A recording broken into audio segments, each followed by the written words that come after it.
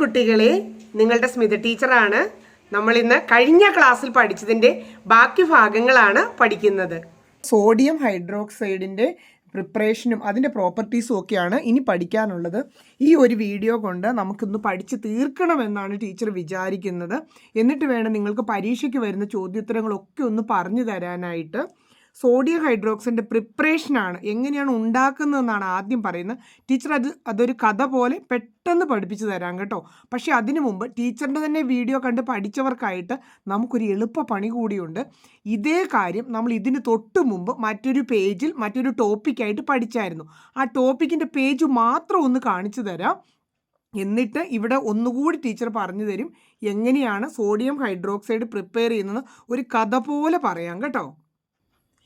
Page number 103 നമ്മൾ പണ്ടൊരു electrolysis of aqueous, teacher അന്നൊക്കെ വരച്ചൊക്കെയാണ് പഠിപ്പിച്ചേക്കുന്നത്. അക്വസ് എന്ന് പറഞ്ഞാൽ വെള്ളത്തിൽ ലയിപ്പിച്ച സോഡിയം ക്ലോറൈഡ് സൊല്യൂഷൻ്റെ ഇലക്ട്രോളിസിസ് പഠിച്ചായിരുന്നു. അന്ന് തന്നെ അതിനകത്ത് നല്ല ഏറ്റവും എളുപ്പമായിട്ട് പറഞ്ഞാൽ അങ്ങനെ ഒരു പ്രോസസ്സ് നടക്കുമ്പോൾ ഇതിനകത്ത് എടുത്തിരിക്കുന്നത് അക്വസ് സോഡിയം ക്ലോറൈഡ് എന്ന് വെച്ചാൽ വെള്ളത്തിൽ ലയിപ്പിച്ച ഉപ്പ് വെള്ളം എന്ന് വേണേൽ പറയാം. അതാണ് ഇതിനകത്ത് എടുത്തേക്കുന്നത്. അങ്ങനെ എടുത്തതിൽ കൂടി ഇലക്ട്രിസിറ്റി കടത്തി വിട്ടു കഴിഞ്ഞപ്പോൾ ഈ സൈഡിൽ തന്നെയുണ്ട്. അതിനകത്ത് ഹൈഡ്രജൻ കാഥോഡിലുണ്ടാകും, അതുപോലെ ക്ലോറിൻ ആനോഡിലുണ്ടാകും. പിന്നെ മിച്ചമായിട്ട് ഈ സൊല്യൂഷൻ എന്തായി മാറും? ദേ കിടക്കുന്നു, നമ്മുടെ സോഡിയം ഹൈഡ്രോക്സൈഡായിട്ട് ഈ സൊല്യൂഷൻ മാറുകയാണ്. അങ്ങനെ നമ്മളിവിടെ പഠിച്ചായിരുന്നു. അപ്പോൾ ആ പേജിലും പഠിക്കാനുള്ളത് സോഡിയം ഹൈഡ്രോക്സൈഡിൻ്റെ പ്രിപ്പറേഷനാണ്. ഇതുമായിട്ട് നല്ല ചേർച്ചയുണ്ട്. ഇത് തന്നെയാണ് പഠിക്കുന്നത്. സോഡിയം ഹൈഡ്രോക്സൈഡ് ഉണ്ടാക്കുന്ന ആ പ്രോസസ്സിന് ക്ലോർ ആൽക്കലി പ്രോസസ്സ്. അപ്പോൾ ഒന്നാമത്തെ പോയിന്റ് ഒരു കഥ പോലെ ആ പ്രോസസ്സ് അങ്ങ് പഠിച്ചെടുക്കാം.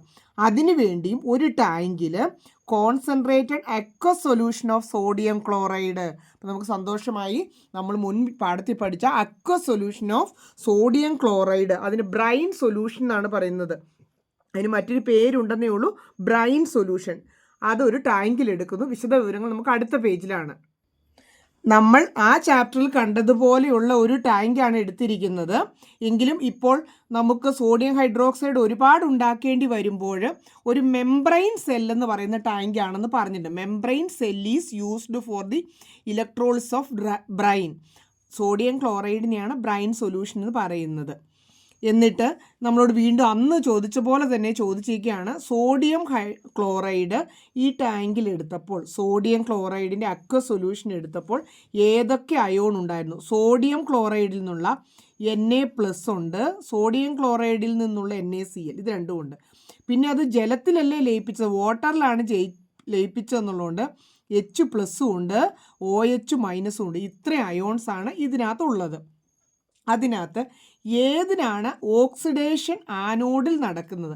അന്ന് നമ്മൾ പറഞ്ഞായിരുന്നു ആനോഡ് എന്ന് പറഞ്ഞാൽ പോസിറ്റീവ് ചാർജ് ഉള്ളതാണ് ആനോഡ്. ഇതിൽ ആനോഡിലേക്ക് ആനോഡ് പോസിറ്റീവ് ചാർജ് എല്ലാം ഇവിടെ ഇട്ടിട്ടുണ്ട്.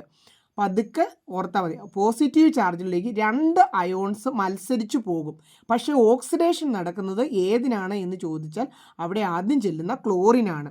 ആ ഓക്സിഡേഷൻ്റെ ഒരു ഇക്വേഷൻ എഴുതാവോ എന്നാണ് ചോദിച്ചിരിക്കുന്നത്. അവിടെ നിന്ന് തന്നെ പണ്ട് നമ്മൾ ഇത് തന്നെയാണ് പഠിച്ചത്. ഒരെണ്ണം തന്നെ ക്ലോറിൻ അവിടെ ചെന്നിട്ട് കാര്യമില്ല. അതുകൊണ്ട് 2 ക്ലോറിൻ ചെന്ന് അവിടെ പോസിറ്റീവ് ചാർജ് ചെന്ന് മുട്ടുമ്പോഴേ ഈ 2 ക്ലോറിൻ്റെയും ഇലക്ട്രോൺ നഷ്ടപ്പെടും. ലോസ് ഓഫ് ഇലക്ട്രോൺ, അതാണ് ഓക്സിഡേഷനല്ലോ. അപ്പോൾ അങ്ങനെ ക്ലോറിൻ ഉണ്ടാവും. ഇപ്പോൾ വലിയ കഥയൊന്നുമില്ല. ഇതിൽ മൊത്തം ഇത്രയും 4 അയോൺസ് ഉണ്ടായിരുന്നു. 2 നെഗറ്റീവ് അയോൺസും 2 പോസിറ്റീവ് അയോൺസും. നെഗറ്റീവ് അയോൺസിൽ ക്ലോറിനും OH- ഉണ്ടായിരുന്നു. അതിൽ ക്ലോറിൻ പോയി പോസിറ്റീവ് അയോൺ ഫസ്റ്റ് ചെല്ലുന്നതും അത് ക്ലോറിൻ ഗ്യാസ് ആയിട്ട് ആ ചേംബറിൽ ഇവോൾവ് ചെയ്യുകയും ചെയ്യും. അപ്പോൾ അവിടെ ഏത് ഗ്യാസ് ആണെന്ന് വെച്ചാൽ ക്ലോറിൻ ഗ്യാസ് ഉണ്ടാകും. അപ്പം നമുക്ക് ഇവിടുന്ന് ക്ലോറിൻ ഗ്യാസ് ഇനി ഇല്ല, അത് പോയി. അതിനുശേഷം ഇനി നമുക്കുള്ളത് സോഡിയം അയോൺസ് ആണ്. സോഡിയം അയോണും നമുക്ക് പോസിറ്റീവായിട്ട് 2 അയോണുണ്ട്, Na+ഉം H+ഉം ഉണ്ട്.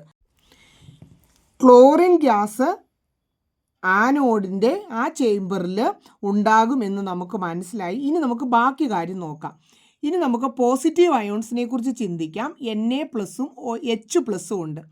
Na+ഉം H+ഉം ഉള്ളതിൽ H+ അങ്ങനെ തന്നെ നിലനിൽക്കില്ല. കുറച്ചൊക്കെ ഇവിടെ അവർ വിട്ടു പറഞ്ഞേക്കാണ്. എല്ലാം പറഞ്ഞുകൊണ്ടിരുന്നാൽ നിങ്ങൾക്കും അത് മനസ്സിലാകാതെയൊക്കെ വരും. അതുകൊണ്ട് ഞാൻ ചെറുതായിട്ടൊന്ന് പറയുകയാണ്. H+ഉം Na+ഉം ഉണ്ടെന്ന് നമുക്ക് ഇവിടുന്ന് മനസ്സിലായായിരുന്നല്ലോ. 2 തരം പോസിറ്റീവ് അയോൺസ് ഉണ്ട്. അതിൽ H+ ആണ് അതിൻ്റെ കാഥോഡിൽ പോയി ഇവിടെ പടത്തിൽ നോക്കിയാൽ അറിയാം. ആ H+ ആണ് ഇവിടെ പോയി ഹൈഡ്രജൻ ഗ്യാസായി ആ ചേംബറിൽ ഉണ്ടായി പുറത്തേക്ക് പോവുക. ഇവിടെ H+ പോകുന്നതിന് പകരം നമ്മുടെ പുസ്തകത്തിൽ ആ H+ ഉള്ള വാട്ടർ മോളിക്യൂളാണ് അവിടെ പോയി H2 ഉണ്ടാകുന്നതായിട്ട് കാണിച്ചേക്കുന്നത് എന്ന് മാത്രം. അപ്പോൾ ആ ചേംബറിൽ അഥവാ കാഥോഡിൻ്റെ ചേംബറിൽ ഉണ്ടാകുന്ന ഗ്യാസ് ഏത്? Hydrogen gas. ഇനി നമുക്ക് നോക്കാം. ഇവിടെ നമുക്ക് പുറത്തേക്ക് പോയവ ക്ലോറിനും പോയി, ഇങ്ങനെ വെട്ടിക്കളയുന്നത് നമുക്ക് കളയാം. H+ഉം പോയി. റിമൈനിങ് ആയിട്ട് മിച്ചമായിട്ട് ആ സൊല്യൂഷനിൽ NAയും OHും ഉണ്ട്. അത്രയെങ്കിലും നമുക്ക് പിടികിട്ടിയല്ലോ. ക്ലോറിൻ ആനോഡിൽ ലിബറേറ്റ് ചെയ്യും, ഹൈഡ്രജൻ കാഥോഡിൽ ലിബറേറ്റ് ചെയ്യും. ഇനി മിച്ചമായിട്ട് ആ സൊല്യൂഷനിൽ സോഡിയവും Na+ഉം OH- ഉണ്ട്. ഒരെണ്ണത്തിന് പ്ലസ് ആണ്, ഒരെണ്ണത്തിന് മൈനസ് ആണ്. അവർ രണ്ടുപേരും കൂടെ യോജിച്ചിട്ട് ആ സൊല്യൂഷനിൽ ഇനി മിച്ചം വരുന്നത് സോഡിയം ഹൈഡ്രോക്സൈഡ് ആയിരിക്കും. സോഡിയം ഹൈഡ്രോക്സൈഡിനും മറ്റൊരു പേരുണ്ട്, കാസ്റ്റിക് സോഡ. അതിൻ്റെ യൂസാണ് ഇനി കിടക്കുന്നത്. അത് നമുക്ക് നേരെ അങ്ങ് പഠിക്കാനേ ഉള്ളൂ. സോഡിയം ഹൈഡ്രോക്സൈഡ് സോപ്പ് ഉണ്ടാക്കാനും, സോപ്പ് പോലെ തന്നെ ഡിറ്റർജൻസ് എന്ന് പറഞ്ഞാൽ നിങ്ങൾക്കറിയാം, ഡ്രസ്സൊക്കെ വാഷ് ചെയ്യാനായിട്ട് ഉപയോഗിക്കുന്ന പൊടീനെയാണ് ഡിറ്റർജൻറ്റ് എന്ന് പറയുന്നത്. സോപ്പും ഡിറ്റർജൻറ്റും ഉണ്ടാക്കാൻ ഉപയോഗിക്കുന്നുണ്ട്.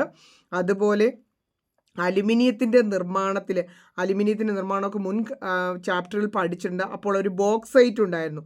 അതിൻ്റെ പ്യൂരിഫിക്കേഷനും സോഡിയം ഹൈഡ്രോക്സൈഡ് ആവശ്യമാണ്. അലുമിനിയത്തിൻ്റെ നിർമ്മാണത്തിൽ ബോക്സൈറ്റ് ഒന്ന് ശുദ്ധമാക്കാൻ വേണ്ടി. അടുത്തതായിട്ട് പേപ്പർ പ്രൊഡക്ഷനിൽ, അതുപോലെ റയോൺ എന്ന് പറയുന്ന ത്രെഡ്, റയോൺ ഫാബ്രിക്കൊക്കെ നമുക്കറിയാം, ഒരു തുണിത്തരമാണ്. റയോൺ ഫാബ്രിക് ഉണ്ടാക്കാനും സോഡിയം ഹൈഡ്രോക്സൈഡ് ആവശ്യമാണ്. അതുപോലെ ഒരു മെഡിസിനാണ് ആസ്പിരിൻ. ആസ്പിരിൻ എന്ന് പറഞ്ഞ മെഡിസിൻ ഉണ്ടാക്കാനും സോഡിയം ഹൈഡ്രോക്സൈഡ് ആവശ്യമാണ്. നമ്മൾ കെമിസ്ട്രി പഠിച്ച കാലം തൊട്ടേ പഠിക്കുന്ന ഹൈഡ്രോക്ലോറിക് ആസിഡിൻ്റെ മാനുഫാക്ചറിങ് അതെങ്ങനെ ഉണ്ടാക്കുന്നു എന്നാണ് അടുത്തായിട്ട് പറയുന്നത്. ഹൈഡ്രജനും ക്ലോറിനും ഡയറക്റ്റ് കോമ്പിനേഷൻ, പ്രത്യേകിച്ച് വേറെ ഒന്നും ചേർക്കാതെ അത് രണ്ടും കൂടെ ഡയറക്റ്റ് ആയിട്ട് കമ്പൈൻ ചെയ്തിട്ടാണ് നമ്മൾ ഉണ്ടാക്കുന്നത്. അതൊരു എക്സോതെർമിക് റിയാക്ഷനാണ്. അതായത് അത് ഉണ്ടാക്കി കഴിയുമ്പോൾ അവിടെ നല്ലൊരു ആ പ്ലേസ് എല്ലാം നല്ലോണം ചൂടാകും. അതുകൊണ്ട് അതുണ്ടാക്കുന്ന ആ റിയാക്ടറിനെ അല്ലെങ്കിൽ ആ ഒരു ഇതിനെ പറയുന്നത് HCl ഓവൻ അല്ലെങ്കിൽ HCl ബർണർ എന്താണ് കാരണം എന്താണ്? HCl ഉണ്ടാക്കുന്ന സമയത്ത് അവിടെ നല്ല ഹീറ്റ് പ്രൊഡ്യൂസ് ചെയ്യുന്നുണ്ട്. ഹീറ്റ് പ്രൊഡ്യൂസ് ചെയ്യുന്ന റിയാക്ഷൻസിനെ ഈ HClൻ്റെ കൂടെ കുറച്ച് ഹീറ്റും ഉണ്ടാകുന്നുണ്ട്. അതുകൊണ്ട് ആ റിയാക്ടറൊക്കെ നല്ല ഹോട്ടായിരിക്കും, നല്ല ചൂടുള്ളതായിരിക്കും. It is an exothermic reaction. അതുകൊണ്ട് ആ HCl ഉണ്ടാക്കുന്ന റിയാക്ടറിനെ, ആ ഒരു ഉപകരണത്തെ HCl ഓവൻ, HCl ബർണർ എന്നൊക്കെയാണ് പറയുന്നത്. അപ്പോൾ നമുക്കതിനകത്ത് HCl ഗ്യാസ് ആയിട്ടാണ് കിട്ടുന്നത്. ഇവിടെ കിട്ടുന്നത് ഗ്യാസ് ആയിട്ടാണ്, ഹൈഡ്രജൻ ക്ലോറൈഡ് ഗ്യാസ് ആയിട്ടാണ് കിട്ടുന്നത്.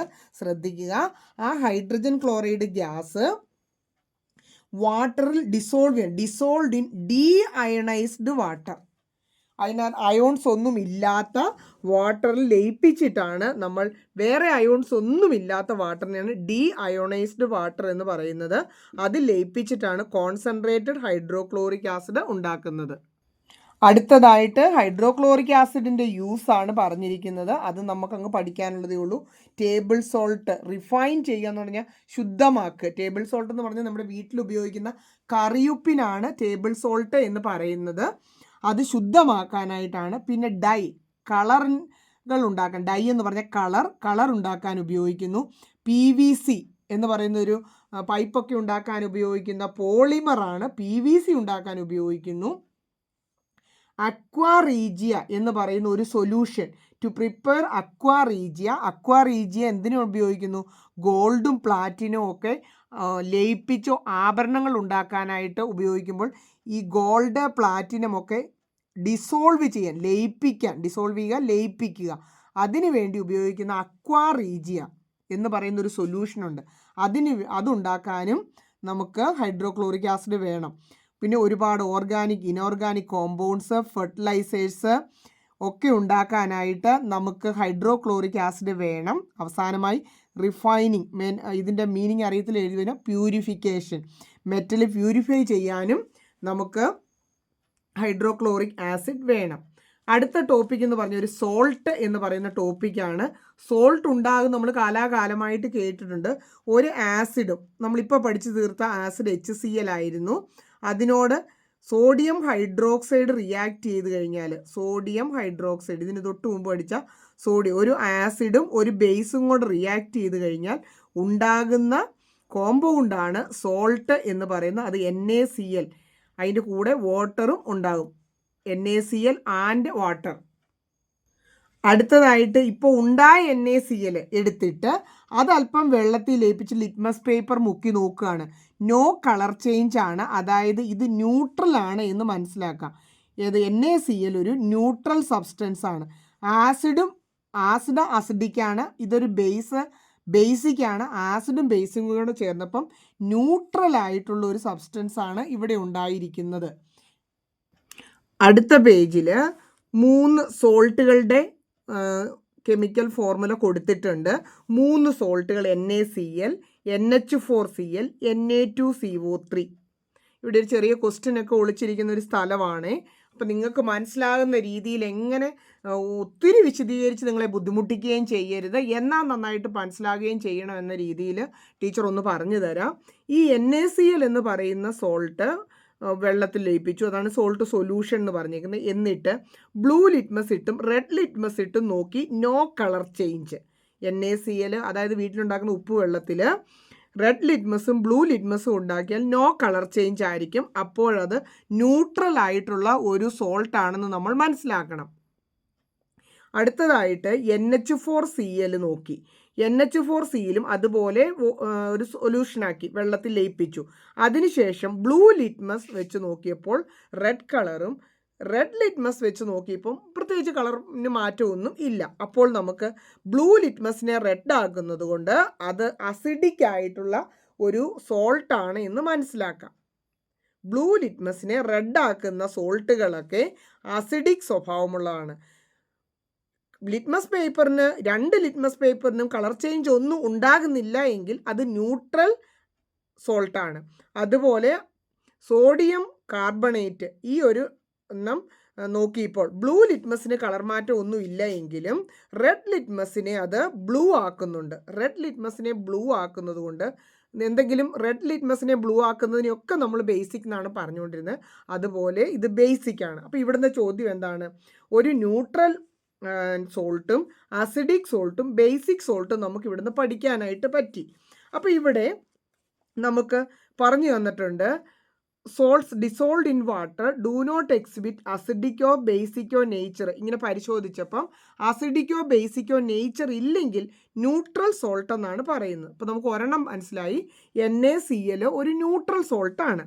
എന്നാൽ അടുത്തതായിട്ട് NH4Cl ഇങ്ങനെയുള്ള സോൾട്ടുകൾ വാട്ടർ ഡിസോൾവ് ചെയ്ത് കഴിഞ്ഞാൽ അത് അസിഡിക് നേച്ചറാണ് കാണിക്കുന്നത്. അത് റെഡ് കളറായിട്ട് മാറും.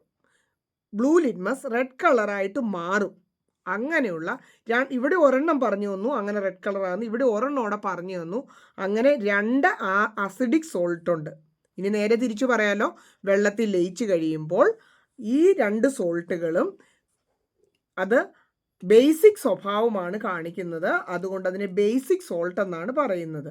അപ്പോൾ ഇവിടെ നമുക്കതിനെക്കുറിച്ചുള്ള ഒരു ഡെഫിനിഷൻ പറഞ്ഞിട്ടുണ്ട്. എന്ന് പറഞ്ഞാൽ ഇങ്ങനെയുള്ള സോൾട്ടുകളെ, അത് ഏതെങ്കിലും ഒരു സോൾട്ടാകാം, ഹൈഡ്രോളിസിസ്, സോൾട്ട് ഹൈഡ്രോളിസിസ് എന്ന് പറഞ്ഞാൽ അതിനെ വാട്ടറിൽ ലയിപ്പിക്കും. അങ്ങനെ ലയിപ്പിക്കുന്നതിന് ആ ലയിപ്പിച്ച് കിട്ടുന്നതിന് ഒന്നുകിൽ അസിഡിക് നേച്ചറോ അല്ലെങ്കിൽ ബേസിക് നേച്ചറോ ഉണ്ടായിരിക്കും. Salt hydrolysis is the process by which the salt react with water to form a solution that has acidic or basic nature. സോൾട്ടിനെ വെള്ളത്തിൽ ലയിച്ച് കഴിയുമ്പോൾ കിട്ടുന്ന സൊല്യൂഷന് അസിഡിക് നേച്ചറാണോ ബേസിക് നേച്ചറാണോ എന്ന് നമുക്ക് പറയാനായിട്ട് പറ്റും. പിന്നെ ഒരു കാര്യം കൂടെ പറഞ്ഞിട്ടുണ്ട്, ആ സോൾട്ടിൽ അത് നമുക്ക് ഇച്ചിരി ദഹിക്കാത്ത ഒരു സാധനമാണ് എങ്കിലും ടീച്ചർ അതുകൂടെ കൂട്ടിച്ചേർക്കാണ്. എങ്ങനെ മനസ്സിലാക്കാം? ഒരു സോൾട്ട് ലയിച്ച് കഴിയുമ്പോൾ അതിലുണ്ടാകുന്ന ആനയോണും കാറ്റയോണും നോക്കിയിട്ടാണ് അത് അസിഡിക് ആണോ ബേസിക് ആണോ എന്ന് പറയുന്നത്. അപ്പോൾ അത് പഠിപ്പിക്കാൻ വേണ്ടി ഇതെന്നാന്നൊന്ന് കറക്റ്റായിട്ടൊന്ന് പഠിപ്പിച്ച് തരാൻ വേണ്ടി നിങ്ങൾക്ക് കുറച്ച് എക്സാമ്പിൾ ഇവിടെ കൊടുത്തിട്ടുണ്ട്, നമുക്ക് നോക്കാം.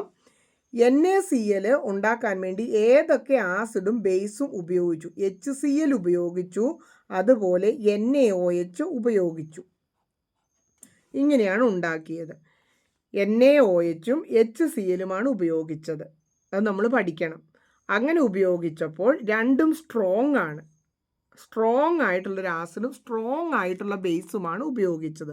രണ്ടും സ്ട്രോങ് ആയതുകൊണ്ട് ഇത് രണ്ടും ഒരേപോലെ സ്ട്രോങ് ആയത് പ്രവർത്തിച്ചുണ്ടായതുകൊണ്ട് സോൾട്ട് ന്യൂട്രൽ ആയിരിക്കും. അപ്പോൾ സ്ട്രോങ് രണ്ട് സ്ട്രോങ് ആയതുകൊണ്ട് ഉണ്ടാകുന്നത് ന്യൂട്രൽ ആയിരിക്കും.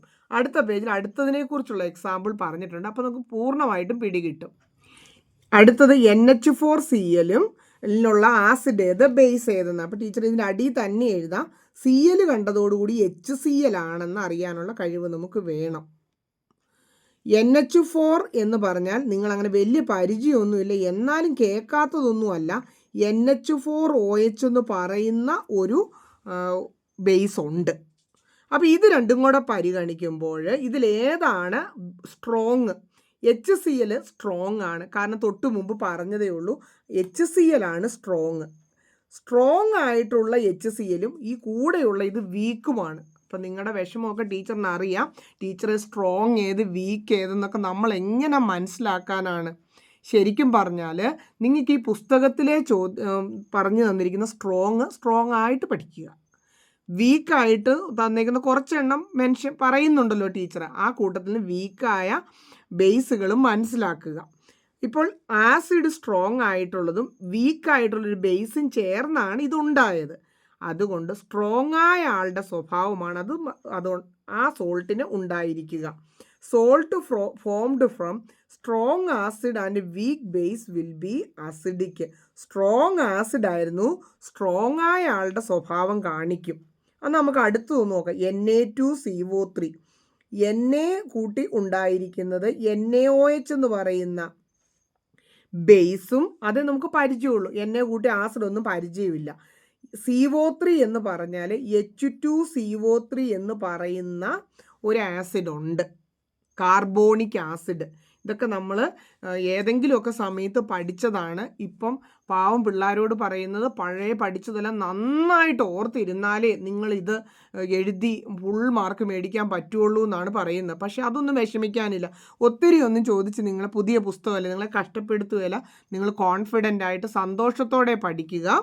ഇവിടെ H2CO3 എന്ന് പറയുന്ന ആസിഡാണ്. ഞാനിതിനെ വളരെ എളുപ്പത്തിലാണ് ഞാൻ ഉണ്ടാക്കിയത്.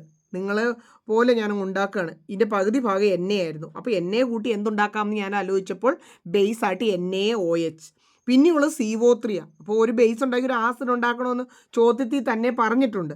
അപ്പോൾ ആസിഡ് H2CO3 ആയിരുന്നു. ഇതിനകത്ത് ഈ ബേസാണ് സ്ട്രോങ്. അപ്പോൾ ഏതാണ് സ്ട്രോങ്? NaOH എന്ന് പറയുന്ന ബേസാണ് സ്ട്രോങ്. ബേസാണ് ഇവിടെ സ്ട്രോങ്.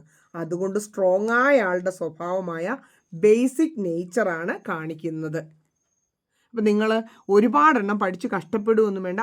ആകെ ഇവിടെ പഠിക്കുന്നത് NH4Cl ഇതും ചേർന്നാണ് ഉണ്ടാകുന്നതെന്നും അതിൽ HCl സ്ട്രോങ് ആയിരുന്നു, അത് ആസിഡ് ആയതുകൊണ്ട് ഇതൊരു അസിഡിക് സ്വഭാവമുള്ള സോൾട്ട് ആണെന്നും ഇവിടെ ഈ ഒരു സോൾട്ട് ഉണ്ടായേക്കുന്നത് ഈ രണ്ട് NaOH എന്ന് പറയുന്ന ബേസും H2CO3 എന്ന് പറയുന്ന ആസിഡും ചേർന്നാണ്. അപ്പോൾ ഇതിൽ സ്ട്രോങ് ഏതാണ്?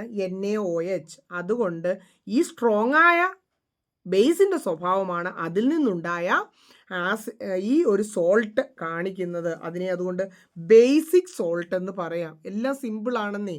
ഈ നമുക്ക് തന്നേക്കുന്ന സാധനങ്ങൾ എന്തിൽ നിന്നുണ്ടായി, അതിലെ സ്വഭാവം എന്ത്, ഇതൊന്നും പഠിക്കാൻ നിങ്ങൾക്ക് ബുദ്ധിമുട്ടില്ല. അടുത്തതായിട്ട് ചെറിയൊരു ടോപ്പിക്ക് ഫെർട്ടിലൈസേഴ്സ് കൂടിയാണ് നമുക്കിതിനകത്ത് പഠിക്കാനുള്ളത്. ഫെർട്ടിലൈസേഴ്സ് എന്ന് പറഞ്ഞാൽ പ്ലാന്റ്സിന് കൊടുക്കുന്ന ന്യൂട്രിയൻസ്, നമ്മൾക്കൊക്കെ വിറ്റാമിനൊക്കെ കഴിക്കില്ലേ, അതുപോലെ പ്ലാന്റ്സിനും നാച്ചുറലായിട്ടും ആർട്ടിഫിഷ്യലായിട്ടും പ്രകൃതിയിൽ നിന്നും കൊടുക്കും. പിന്നെ നമ്മൾ പുറത്തുനിന്ന് ഫെർട്ടിലൈസേഴ്സ് ഇട്ടും കൊടുത്ത് നമ്മൾ പ്ലാന്റ്സിന് ന്യൂട്രിയൻസ് കൊടുക്കും. അതിനെയാണ് നമ്മൾ ഫെർട്ടിലൈസേഴ്സ് എന്ന് പറയുന്നത്. അപ്പോൾ വാട്ട് ആർ ഫെർട്ടിലൈസേഴ്സ്? നമുക്ക് തന്നെ നമ്മൾ വാട്ടറിലും കാർബൺ ഡൈ ഓക്സൈഡിലും ഏതൊക്കെ എലമെൻറ്റ്സ് നമ്മൾ കൊടുക്കുന്നുണ്ട്? കാർബൺ ഉണ്ട് കാർബൺ ഡൈ ഓക്സൈഡിൽ, അതുപോലെ ഓക്സിജൻ ഉണ്ട് വാട്ടറിലും കാർബൺ ഡൈ ഓക്സൈഡിലും, ഹൈഡ്രജനും ഒക്കെ കിട്ടും. ഇനി നമുക്ക് പല ഇലമെൻസും കൊടുക്കേണ്ടതുണ്ട് പ്ലാന്റ്സിന്. അതിൽ ലാർജ് ക്വാണ്ടിറ്റിയിൽ ആവശ്യമായ nitrogen, phosphorus and potassium, NPK എന്ന് ഷോർട്ടായിട്ട് പറയും. ലാർജ് ക്വാണ്ടിറ്റിയിൽ അത് ആവശ്യമാണ്. ആ 3 ഇലമെൻസിനെ നാച്ചുറൽ ന്യൂട്രിയൻസ് എന്നാണ് പറയുന്നത്. സോറി, അവിടെ മാറിപ്പോയിട്ട് ഇനി എഡിറ്റ് ചെയ്ത് മാറ്റാനൊന്നും പറ്റൂല. നിങ്ങൾ തെറ്റി പറയരുത്.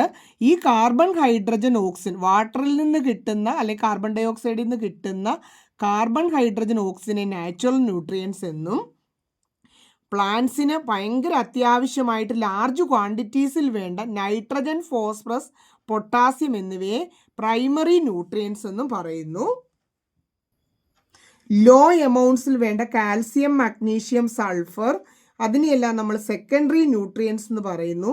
പിന്നെ ഒരല്പമൊക്കെ മതി എന്നുള്ള രീതിയിൽ അയൺ, മാംഗനീസിനെയൊക്കെ മൈക്രോ ന്യൂട്രിയൻസ് എന്ന് പറയുന്നു. അപ്പോൾ നമുക്ക് 3 വേർഡാണ് ഇവിടെ പഠിക്കാനുള്ളത്.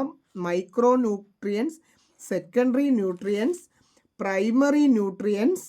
എല്ലാത്തിൻ്റെയും ആ ഇലമെൻറ്റ്സ് ഏതാന്ന് പഠിച്ചാൽ മതി. നാച്ചുറൽ ന്യൂട്രിയൻസ് അത് കാർബൺ, ഹൈഡ്രജൻ, ഓക്സിജൻ. ഫെർട്ടിലൈസേഴ്സിനുള്ള 2 ഗുണമാണ്. ഫെർട്ടിലൈസേഴ്സ് സോലുബിൾ ഇൻ വാട്ടർ ആയിരിക്കണം, അല്ലാത്തത് ഇൻസോലുബിൾ ആയിട്ടുള്ളത് പ്ലാന്റ്സിന് യൂട്ടിലൈസ് ചെയ്യാൻ പറ്റില്ല. അതുപോലെ തന്നെ ഫെർട്ടിലൈസേഴ്സ് എല്ലാം പെട്ടെന്ന് ഡീകമ്പോസ് ചെയ്ത് അങ്ങ് റിയാക്ട് ചെയ്ത് കഴിഞ്ഞാൽ അതും പ്ലാന്റ്സിന് നല്ലതല്ല. ഫെർട്ടിലൈസേഴ്സ് ഡീകമ്പോസ് ടു ക്വിക്കിലി, പെട്ടെന്ന് അങ്ങ് ഡീകമ്പോസ് ചെയ്താൽ അതും പ്ലാന്റ്സിന് നല്ലതല്ല. അടുത്തതായിട്ട് എന്തൊക്കെ ഗുണങ്ങളാണ് ഫെർട്ടിലൈസേഴ്സിന് ഉണ്ടാവേണ്ടത് എന്നാണ്. ഫെർട്ടിലൈസേഴ്സ് ഇപ്പോൾ പറഞ്ഞതുപോലെ തന്നെ സോലുബിൾ ഇൻ വാട്ടർ ആയിരിക്കണം. പിന്നെ അത് സ്റ്റേബിളായിട്ട് പതുക്കെ ലയിച്ച് ചെയ്യുന്ന compounds in fertilisers must stable, നല്ല അവിടെ ആ സോയിലിൽ നിലനിന്ന് ലോങ് ടൈം നിലനിന്ന് എന്നിട്ടത് പ്ലാന്റ്സിന് കിട്ടുന്നത് പോലെ ആയിരിക്കണം. ഈസി ആയിട്ട് അവൈലബിൾ ആയിരിക്കണം. ആ ഫെർട്ടിലൈസേഴ്സിൽ കുറേ elements present in compounds of ഫെർട്ടിലൈസറിലുള്ള ആ ഇലമെൻറ്റ്സ് ഈസി ആയിട്ട് അവൈലബിൾ ആകുന്ന പോലെ ആയിരിക്കണം. അത് pHനൊക്കെ ചേർന്നതായിരിക്കണം. അതിന് pH ഒക്കെ ഒത്തിരി മാറ്റുന്ന ഫെർട്ടിലൈസർ ആയിരിക്കരുത്. ആൻഡ് ടോക്സിക്കും ആയിരിക്കരുത്, പ്ലാന്റ്സിന് ടോക്സിക്കും ആയിരിക്കരുത്. ഇനി ഇവിടെ കുറച്ച് ഫെർട്ടിലൈസേഴ്സിൻ്റെ ഒരു ബോക്സ് കൂടി കൊടുത്തിട്ടുണ്ട്. അത് ടീച്ചർ എക്സ്പ്ലെയിൻ ചെയ്ത് വീഡിയോയുടെ വലിപ്പമൊന്നും കൂട്ടേണ്ടതില്ല, എന്നാലും ടീച്ചർ ഒന്ന് പറയുകയാണ്. ടൈപ്പ് ഓഫ് ഫെർട്ടിലൈസേഴ്സ് പേരുകൾ നിങ്ങൾ ഇവിടെ നിന്ന് തന്നെ ഇങ്ങോട്ട് പഠിക്കുക. അപ്പോൾ ഫെർട്ടിലൈസറിൻ്റെ പേര് പഠിച്ചു എന്നായി. നൈട്രജനസ് ഫെർട്ടിലൈസർ, നൈട്രജൻ ഉള്ള ഫെർട്ടിലൈസറിനെയാണ് നൈട്രോജനസ്. ഫോസ്ഫറസ് ഉള്ളതിന് ഫോസ്ഫേറ്റ് ഫെർട്ടിലൈസർ. പൊട്ടാഷ് എന്ന് പറഞ്ഞാൽ പൊട്ടാസ്യം ഉള്ള ഫെർട്ടിലൈസറാണ്. കാരണം നമുക്കറിയാം NPK. ഈ 3 എണ്ണമാണ് ഏറ്റവും കൂടുതലായിട്ട് വേണ്ട അത് പ്ലാന്റ്സിന്. അതുകൊണ്ട് അതുള്ള ഫെർട്ടിലൈസേഴ്സിൻ്റെ എക്സാമ്പിളാണ് ഇനി ലാസ്റ്റ് കോളത്തിൽ കൊടുത്തേക്കുന്നത്. Ammonium sulphate, calcium cyanide, urea, sodium nitrate, പേരെല്ലാം നിങ്ങൾ വായിച്ച് ഫെർട്ടിലൈസേഴ്സിൻ്റെ ഏതാണെന്ന് പഠിക്കണം. ആ ഫെർട്ടിലൈസറുള്ള യൂസ് എന്നാണെന്നാണ് ഈ കോളത്തിൽ പറഞ്ഞത്. ഗ്രോത്തിന് ഹെൽപ്പ് ചെയ്യുന്നതാണ് ഈ ഫെർട്ടിലൈസറും. ഗ്രോത്തിന് എല്ലാതും ഗ്രോത്തിന് എന്നെഴുതി ഒരു പോയിൻ്റായി. രണ്ടാമത്തെ അതിൻ്റെ പ്രൊഡക്ഷൻ, അതിൻ്റെ ഉൽപ്പാദന ശേഷി വർദ്ധിപ്പിക്കുന്നു.